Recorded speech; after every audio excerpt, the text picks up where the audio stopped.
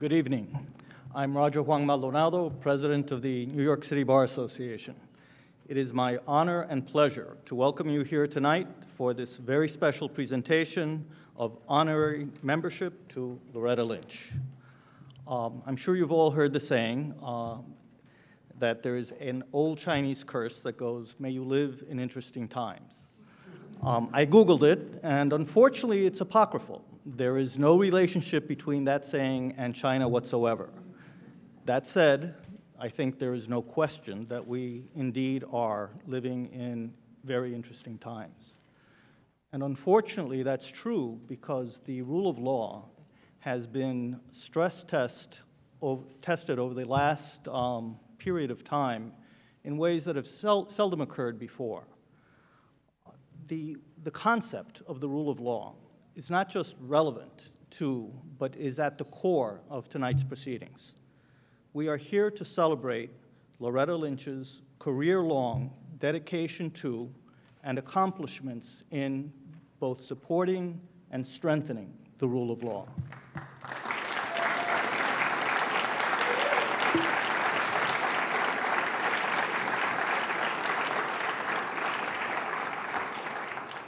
The City Bar Association was formed to combat corruption in our judicial system.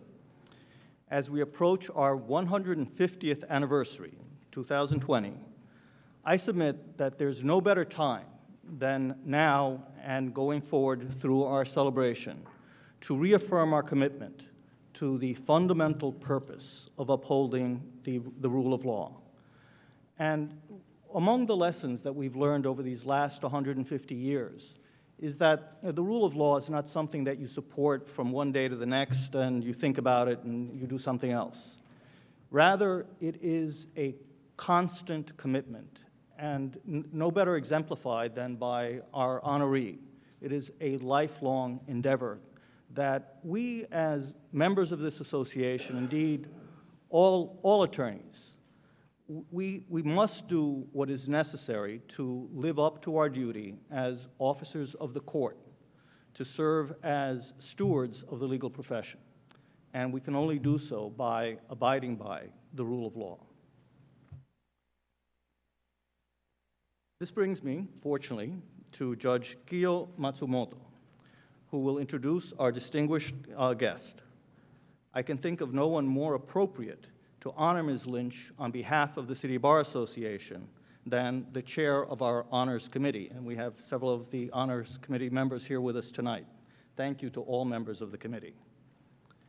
Like our honoree, Judge Matsumoto was born in North Carolina, and she has recalled that in her home state at the time, and I quote, "Nobody knew quite what to make of Asian Americans, including which water fountain they should be drinking from." Both of Judge Matsumoto's parents and her grandparents were sent to internment camps during World War II.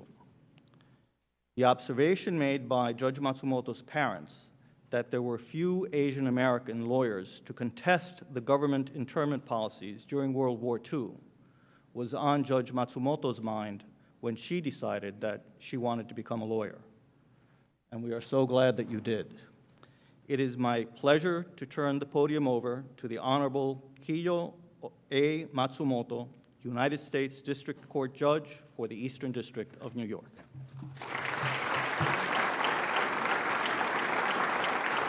Well, thank you for your kind introduction, and thank you to all of you for attending.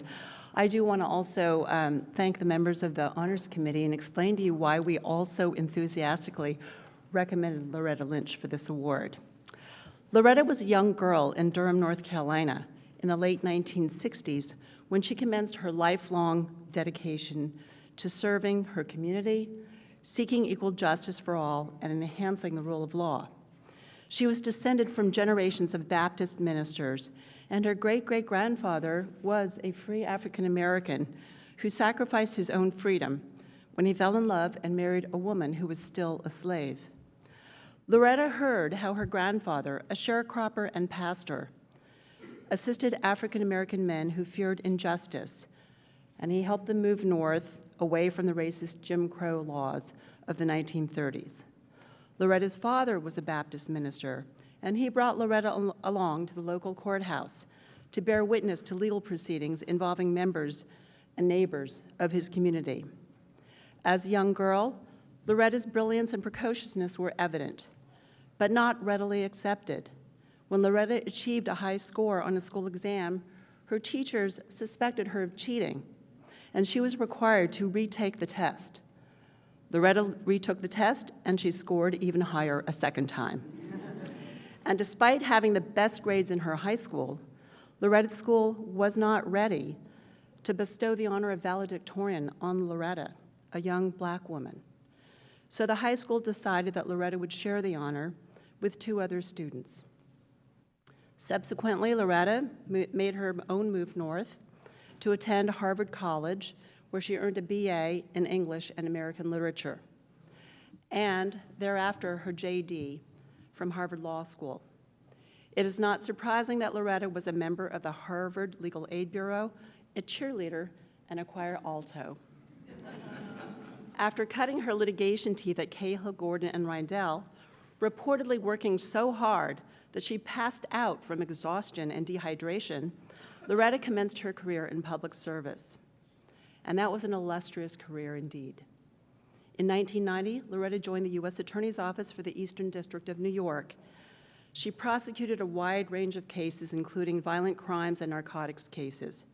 Her outstanding work, her tireless work ethic, and her leadership skills propelled Loretta to be appointed chief of the Long Island Office, Criminal Division, and then chief assistant to the U.S. Attorney, another notable city bar member, Zachary Carter. In 1999, Loretta was on the trial team that prosecuted NYPD officers who brutally violated the civil rights of Abner Louima, whose name she would invoke some 2 decades later as, quote, shorthand of the day for the use of excessive force by law enforcement in her remarks addressing Baltimore's police community crisis. In June 1999, Loretta was appointed to serve as U.S. Attorney for the Eastern District of New York by President Clinton.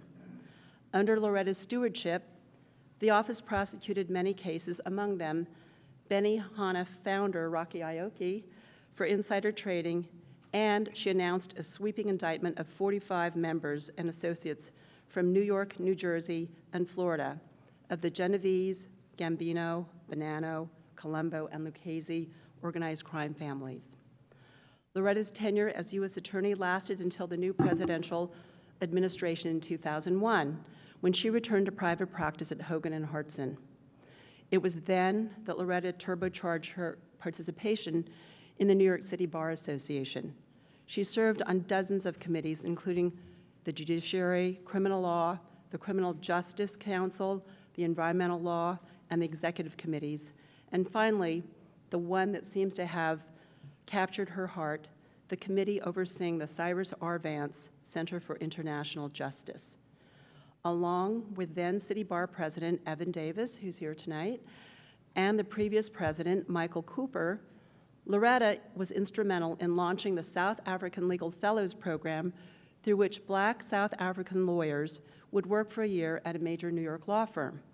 The program was designed to help overcome the legacy of apartheid in South Africa by promoting a more racially inclusive legal profession and spreading the rule of law and the spirit of pro bono service. To date, more than 50 fellows have returned to become leaders of the legal profession in their countries. And with the addition of fellows from Kenya and Nigeria, the program is expanding under its new name, the African Fellows Program. Loretta also began teaching the annual course on trial advocacy to prosecutors in the International Criminal Tribunal in Rwanda, and at the tribunal's request, she led an investigation into alleged witness tampering. She has spoken of how rewarding that experience was. She contributed to bringing justice to a country ravaged by genocide, and she described the inspiration she received from a man who saw his entire family struck down and went on to adopt 8 genocide orphans. She said, "I went to Rwanda to help people there, and they ended up helping me. I went there to share my talents and my experience, and they gave me gifts far deeper and broader, and which I can never repay. In 2010, President Obama appointed Loretta to a second stint as U.S. Attorney for the Eastern District of New York. Among many accomplishments, Loretta's tenure is regarded for her office's widely admired work on human trafficking. The Guardian called Loretta a tireless scourge of sex traffickers and described her prodigious history of throwing sex traffickers in prison, breaking up prostitution rings, rescuing underage victims forced to work as prostitutes, and reuniting mothers held captive by the rings with their long-lost children.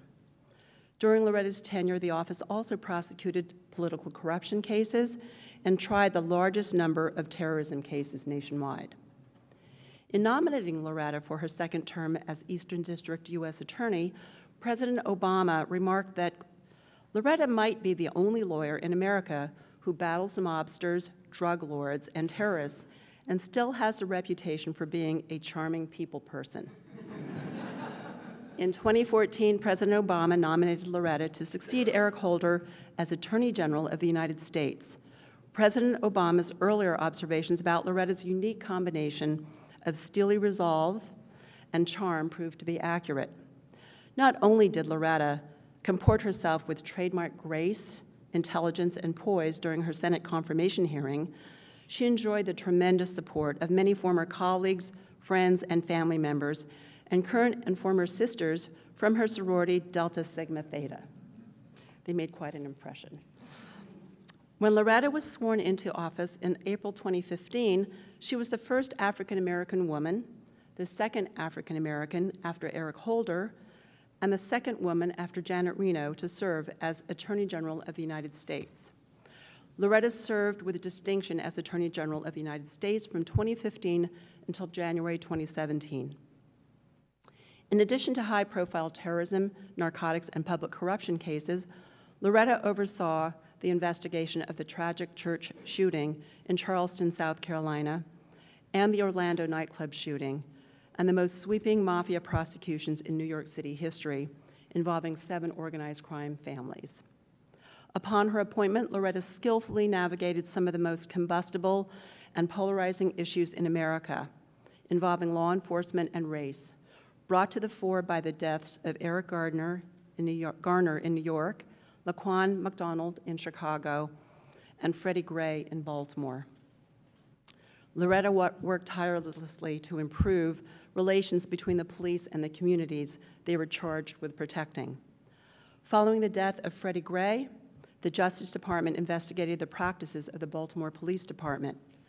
After the Department of Justice announced findings that members of the Baltimore Police Department had engaged in unlawful and unconstitutional conduct, ranging from the use of excessive force to unjustified stops, seizures, and arrests, Loretta appeared at the University of Baltimore Law School to outline the DOJ's plan to engage the community.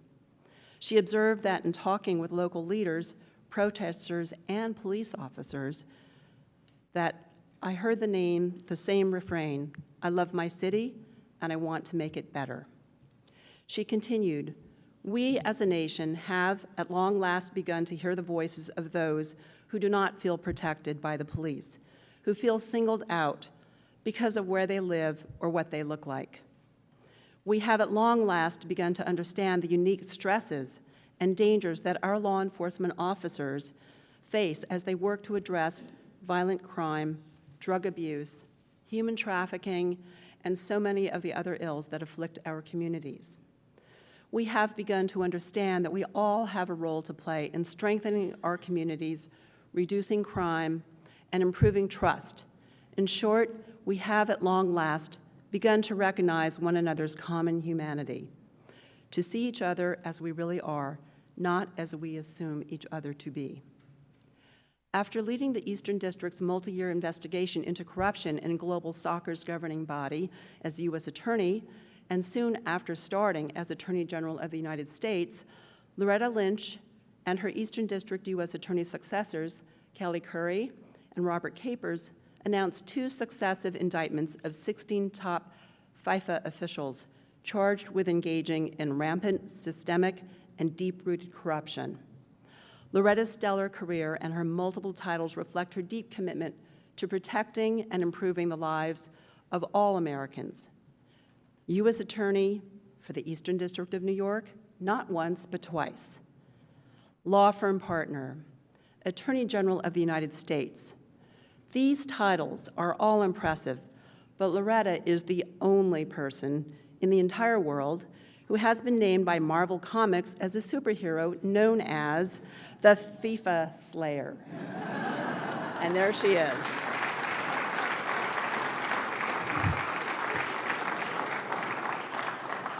This new superhero was created by Marvel at the request of ESPNW after the FIFA prosecutions were announced. ESPNW commented, quote, "We have no word on whether Loretta Lynch's foot ever nailed a ball into the soccer net. But after this year, her impact on the beautiful game of soccer is as legendary as Brandi Chastain's." One cannot help but assume that among all of Loretta's impressive accolades, she will hold a special place in her heart, not only for the Marvel Superhero honor, but also the 3rd annual Golden Blazer Award, conferred upon her in April 2016 by 2 cheeky British soccer commentators known as the Men in Blazers. In bestowing the Golden Blazer Award upon Loretta, they called Loretta America's greatest gift to the world since the Marshall Plan. The British Embassy in Washington chimed in on Twitter to congratulate her. How far this brilliant, compassionate young girl from Greensboro has come, that precocious daughter of a pastor and a school librarian.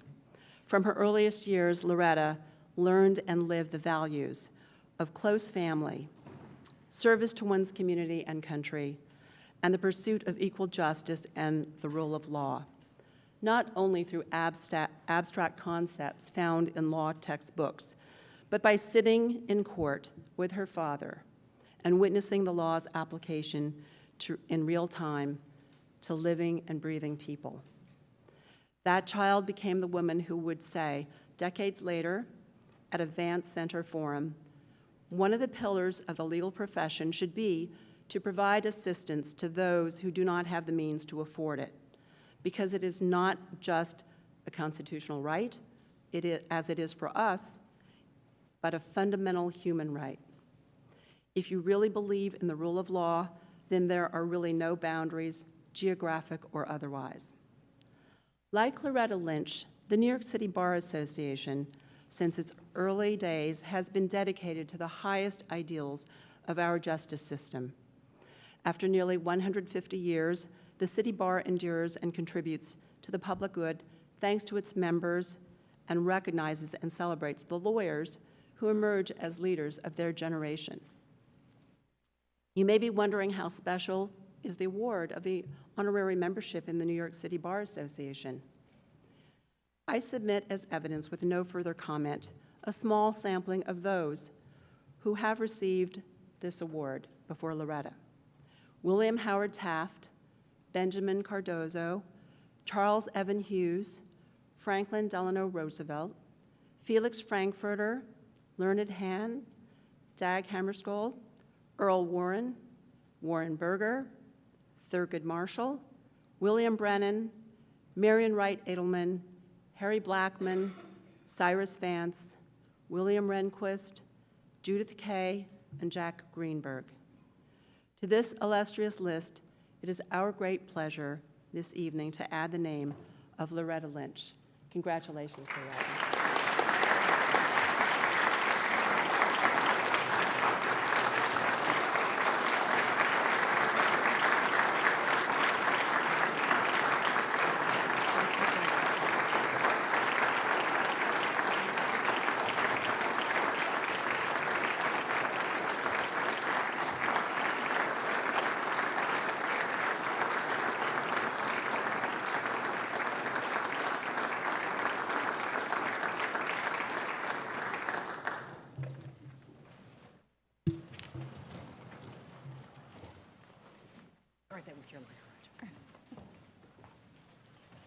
Well, good evening, everyone. I want to thank everyone for that warm welcome. I want to thank the Bar Association for this amazing honor, but let me begin by saying that it is so good to be home.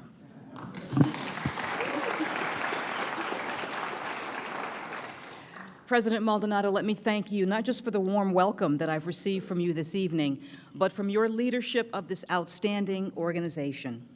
We are fortunate indeed to have you at the helm. Judge Matsumoto, my friend and my sister in the law for so many years, thank you for those kind words, but thank you most of all for your friendship and your support over the years. And to all of you who are here tonight to celebrate with me, I thank you. Looking out over this room, it is not an understatement to say that my heart is truly full. I see so many dear friends and colleagues who have walked this path with me, who could just as easily be here with me accepting this award. I could not ask for a better group of friends and comrades in arms. This is an incredible honor that you bestow upon me tonight. I'm deeply privileged, both to have been able to do the work we've spoken about and to have had such support throughout my career from so many of you who are here. As has been noted, I join an incredibly distinguished list of prior recipients, many of whom served as an inspiration to me throughout my career. And I'm tremendously honored to stand where they stood, even for just a few minutes, to join their ranks. I don't know how they felt, but I certainly am in awe still of their contributions to our great profession. And this award is also meaningful to me because of my long-standing connection to this bar association. Although, you know, when I first joined it, it had a much longer name. I still recall my introduction to the New York City Bar Association. And it was actually in the late 1980s. I was still an associate at a Wall Street firm. I had not yet fallen out, as has been described. But like so many young lawyers, I was trying to find my way in this great profession of ours, and I was wondering how to make my law degree and my work meaningful in a world that seemed full of billable hours and document review. And a senior lawyer at my firm suggested that I join the Association of the Bar of the City of New York. And I remember asking from my desk, piled high with papers, what do they even do? But I came to a reception here. It was a reception for young lawyers, one of many that this organization sponsored and still sponsors. That is such a wonderful thing to do. I came by myself. My colleagues were all busy at their desks. And I'd heard about the association by that time, but I didn't know anyone here. I didn't know anyone at the reception. So feeling somewhat out of place, I began to wander around and try and strike up a conversation with various people. And then I began to speak with another lawyer who was there, an older gentleman connected to the association. He was on various committees, he told me. And he spoke to me about what he found so gratifying about the association. He spoke of his own litigation practice, but also about the public interest work that he did through the association and other groups. But most importantly, he just talked to me about the importance of the law, not just as an individual practice, but as service to the larger community. And he asked me about my work, and he asked about my goals, and he talked about the Bar Association as a place that would support all of that. And I was hooked. I wanted in. I didn't know at the time that Michael Cooper was active in the association's leadership or would go on to become its president. I didn't know at the time that I would ultimately travel to South Africa, not just with Michael Cooper, but also with Evan Davis, then president of the Bar Association, and Joan Vermeulen, to work on the South African Visiting Lawyers Program. And I would see firsthand this association's commitment to advancing the rule of law both here and overseas. I didn't know that I would get to know such luminaries of the bar as Evan Davis and watch his vision for connecting this association literally throughout the world come to fruition. I did not know that I would go on to serve in so many positions in the Bar Association at the time. All I knew at that warm summer reception night was that Mike Cooper, as he said to call him Mike, exemplified a group of people that was supportive and welcoming and was very committed to this great city and to the world, as was I. And through all the years of my association with this great organization, that has never wavered. It's been my pleasure and my privilege to have served this organization as a committee chair, a member of the executive committee, and yes, the board of the Cyrus Vance Center. But as we know, as we sit here tonight, the mission of this organization, the mission of the New York City Bar Association, is more important than ever, especially your stated commitment to uphold the rule of law and access to justice in support of a fair society and the public interest in our community, our nation, and throughout the world. It's been my privilege to have helped carry that mission forward at home and abroad, as well as to the halls of power in Washington, D.C., where it seems as if a reminder of the importance of the rule of law is needed literally every day. Now, to state that the rule of law is currently under attack in this day and age is to utter a profound understatement. Having faced this challenge around the world, it is particularly jarring to realize that we are not immune here at home. Institutions that represent our highest and best ideals are being denigrated. They endure a barrage of criticism flung at them not to improve them or to strengthen them, but rather to undermine their credibility for personal and partisan purposes. Norms of discourse and behavior are being shattered and ignored. And in the highest office of our land, personal interest has been placed ahead of our country's. Now, of course, this association, since its inception, has always known the profound commitment required to maintain the rule of law, along with the honor and the integrity of the profession.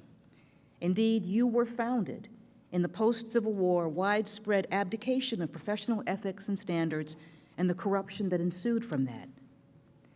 But the current attacks on the rule of law are all the more painful really because they are so intense. They are unwavering. They have been unrelenting. And through these attacks, we are indeed seeing a backlash against progress made not just over the last administration, but progress made painstakingly and carefully and painfully over several generations. Why is this movement so intense? Well, I submit to you it is because the strength of any backlash is always directly related to the power it seeks to suppress. The strength of any backlash is always directly related to the power it seeks to suppress. And the law in particular is a powerful force. The rule of law itself stands as a testament to our highest ideals and aspirations. The law has aided in the path to equality for so many.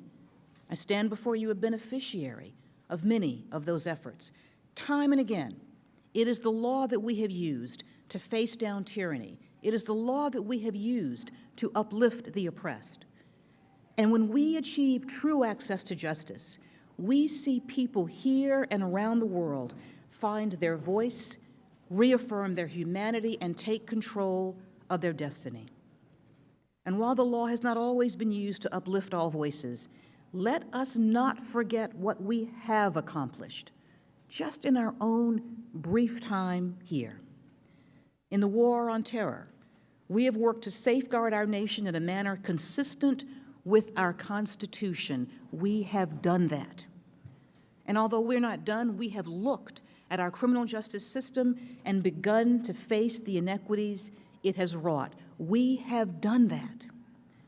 We have continued to wrestle with the challenging issue of restoring trust between law enforcement and the communities that they serve. We have done that, and we continue to do that. We have made marriage equality a reality for all of our friends and family members. We did that. And we've held individuals and institutions accountable for corruption in the way that they have broken faith with those who have placed their trust in them. We have done that. We have sought justice for so many in this country and around the globe. We have done that. We have used the power of law for so much good. And yes, the backlash has come, but it always does after a time of progress. And we now see the efforts to chip away at the years of progress that so many people in this room worked to bring to fruition. We see the efforts to suppress the vote, to diminish our democracy. We see families whose only crime is wanting a better life, divided and torn asunder in the name of our government. We see that. We see attempts to weaken the very institutions that pose a challenge to arrogant and unbridled power. We see all of that. But let me tell you what else I see. Even in these difficult and challenging times, I see people in this great country standing up and taking a knee in the time-honored tradition of protest that has made this country great. I see young people using their own pain and suffering not to just define themselves, but to help others. I see those same young people calling us all to account in their quest for a safer and a more secure society. And I see people across this great country determined, utterly and completely determined, to make their way not just to the ballot box, but also to put themselves on the ballot.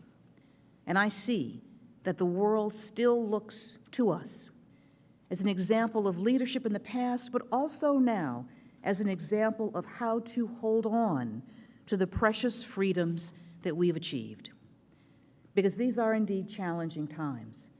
And yes, we are being tested. Our faith in our institutions and our procedures and our very history in the story of what makes us America is being tested. But we must never forget that our greatest progress has often come after some of our greatest trials and tribulations. And we must also remember, as we struggle and deal with the challenges of today, that this has never been easy. Over 200 years ago, we decided what kind of a country we wanted to be. And we have not always lived up to our founding ideals, but we have always pushed on. And with every challenge, we get a little bit closer.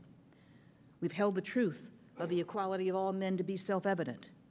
We have fought, literally fought, to maintain a government of the people, by the people, and for the people. And we have followed a dream deeply rooted in the American dream. And at every turn, when our own struggles have threatened to tear us apart, yes, we have been here before, we have turned to the law to reconnect ourselves with our highest principles, to give voice to those fighting oppression, to give hope to those seeking the redress of wrongs, to protect the weak from the strong, and to give true meaning to the cry of never again. These are our values. These are our beliefs, and when we hold on to them, we do great things. And what we've learned from all of these challenges is the lesson for all of us today. It's not that our values are not true and good, but that every generation must commit to them and work to make them real for the challenges of their time. And now, my friends, it's just our turn. That is where we are today. But the price of freedom is constant vigilance. I stand here before you today so fortunate to have had a life within the law. I've represented my country in court and represented individuals before the bar of justice. I've worked to ensure that the engines of commerce ran freely. I've worked to ensure that the perpetrators of genocide were held to account. And I was blessed beyond belief to serve the Department of Justice, the only cabinet agency named for an ideal. But through it all, through all of that, I have been most touched by the people I have met along the way, along that journey, my colleagues in the search for justice, my comrades in arms. But I will tell you that when I think back on my most moving moments, I remember being a young lawyer in the basement of the courthouse in Brooklyn, New York, helping a witness find the courage to tell their story, telling a victim that we have been able to bring justice to their family. And what has been most moving to me throughout my life in this great profession of ours has truly been all of those people who often had no reason to believe in the legal system, who had no reason to have faith in the law, but placed their faith in me, in our system, in our government. They now place their faith in all of you. Now is the time to reaffirm our commitment to the principles that have brought us to this point. Now is the time to understand that even though we're being challenged, we have survived this challenge before. And now is the time to look at all of those people who look to us and lean on their faith as we commit ourselves, again, not just to the rule of law, but to making justice and equality a reality for all of those who come to us for their protection. I want to thank you again, not just for this wonderful award and this wonderful evening, but for all that you have done over the years as a body and individually to support all of those people who look to us, who place their faith in us, and still do. I look forward to standing with you as we continue this fight on their behalf, and I thank you so very, very much.